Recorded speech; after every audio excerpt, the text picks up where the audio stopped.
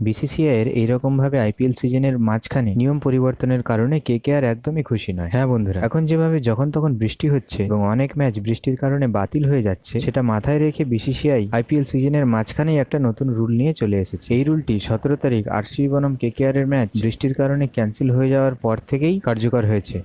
এখন থেকে সব ম্যাচে অতিরিক্ত অপেক্ষার সময় থাকবে, যেটা 120 মিনিট পর্যন্ত বাড়ানো হয়েছে। আগে এই সময়সীমা ছিল মাত্র 1 ঘন্টা, কিন্তু এখন থেকে সেটা 2 ঘন্টা পর্যন্ত বাড়ানো হয়েছে।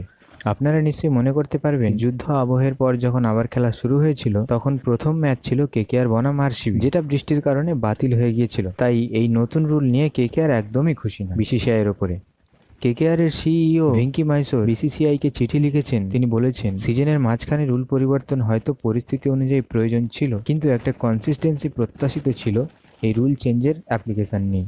যখন আবার আইপিএল শুরু হয় 17 মে থেকে, তখন প্রথম ম্যাচ ছিল কেকেআর বনাম আরসিবি এবং সকলেই জানতো বৃষ্টির সম্ভাবনা খুব বেশি। আবহাওয়ারও পূর্বাভাস সবার সামনেই ছিল। এই বৃষ্টির কারণে শুধুই যে ম্যাচটাই ওয়াশ আউট হয়ে গেছে এমন নয়, বরং এখন যে 120 মিনিটের এক্সট্রা ওয়েটিং পিরিয়ড আছে, সেটা যদি তখন প্রযোজ্য হতো তাহলে হয়তো কমপক্ষে 5 ওভারের ম্যাচ হলেও হতে পারতো। আর বৃষ্টির কারণে ওয়াশ আউট হয়ে যাওয়া এই ম্যাচ কেকেআর এর প্লে অফের আশা একেবারেই শেষ করে দিয়েছে। এরকম হুটহাট করে নিয়ে আসা ডিসিশন আর ইনকনসিস্টেন্ট অ্যাপ্লিকেশন একটা এত বড় টুর্নামেন্টের জন্য সম্ভবত ঠিক নয়, এবং আপনারা বুঝতে পারছেন যে কেন কেকেআর একটু আঘাত পেয়েছে। বন্ধুরা, আপনাদের কি মনে হয়, বৃষ্টি চলাকালীন ওয়েটিং করার এই যে নিয়মটা কেকেআর ভার্সেস আরসিবির ম্যাচের প্রথম দিন থেকেই কার্যকরী করা হতো, তাহলে কি কেকেআর এর প্লে অফে যাওয়ার একটা চান্স থাকতো? তোমার মন্তব্য কমেন্টে জানাও।